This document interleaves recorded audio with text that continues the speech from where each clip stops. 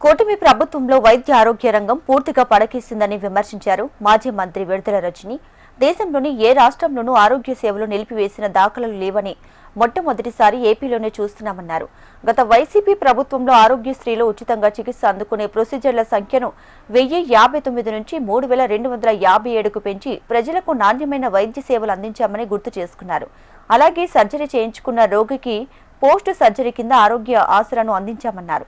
కానీ కూటమి ప్రభుత్వం ఆరోగ్యశ్రీని నిర్వీర్యం చేసిందంటూ ఫైర్ అయ్యారు మాజీ మంత్రి రజని. దేశంలో ఎక్కడ ఏ రాష్ట్రంలో కూడా ఆరోగ్యశ్రీ సేవలు నిలిపివేయలేదు. మొట్టమొదటిసారి మన ఆంధ్రప్రదేశ్ రాష్ట్రంలో కూటమి ప్రభుత్వంలోనే మనం చూస్తా ఉన్నాము. దీని అర్థం పూర్తిగా వైద్య ఆరోగ్య రంగం కూటమి ప్రభుత్వం వచ్చాక ఫెయిల్ అయింది. ఈ ఆరోగ్యశ్రీని మనం చూస్తుంటే ఒకవైపు ప్రభుత్వం అందించాల్సినటువంటి బాధ్యత నుంచి తప్పుకొని వైద్య ఆరోగ్య రంగాన్ని పూర్తిగా కూడా నిర్వీర్యం చేస్తూ ఉన్నారు.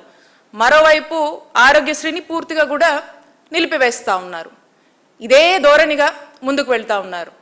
మనం చూసినట్టయితే జగన్మోహన్ రెడ్డి గారు ఆరోగ్యశ్రీని 1059 ఉన్నటువంటి ప్రొసీజర్స్ని మరింత స్ట్రెంథన్ చేసి 3257 ప్రొసీజర్స్ వరకు కూడా పెంచి ప్రజలందరికీ కూడా చక్కటి నాణ్యమైన వైద్య సేవలు మనం అందించాము. అలాగే ఆరోగ్య ఆసరా అందించాము. ఏదైనా ఒక రోగికి ఏదైనా ఇబ్బంది వచ్చి ఏదైనా సర్జరీ ఏదైనా అయితే పోస్ట్ సర్జరీ కింద ఆన్ అన్ యావరేజ్ పర్ డేకి 225 రూపీస్ నుంచి గరిష్టంగా మనం ఒక 5000 వరకు కూడా డాక్టర్ సలహా మేరకు ఈ ఆరోగ్య ఆసరా అని చెప్పి మనం ఇవ్వడం జరిగింది. చంద్రబాబు నాయుడు గారి ప్రభుత్వం ఎప్పుడొచ్చినా కూడా అటు విద్యకు సంబంధించి కావచ్చు, వైద్యానికి సంబంధించి కావచ్చు, దేనికి సంబంధించినా కూడా ప్రజలందరూ కూడా అప్పులైపోవాలి, ఆస్తులు అమ్ముకోవాలి, నగలు అమ్ముకోవాలి, పొలాలు అమ్ముకోవాలి, స్థలాలు అమ్ముకోవాలి, అన్నీ అమ్ముకొని వాళ్ళ కర్మకు ఇక వాళ్ళు మిగిలిపోవాల్సినటువంటి పరిస్థితి. ఇప్పుడు రాష్ట్ర ప్రజలందరూ కూడా అనుకుంటా ఉన్నారు,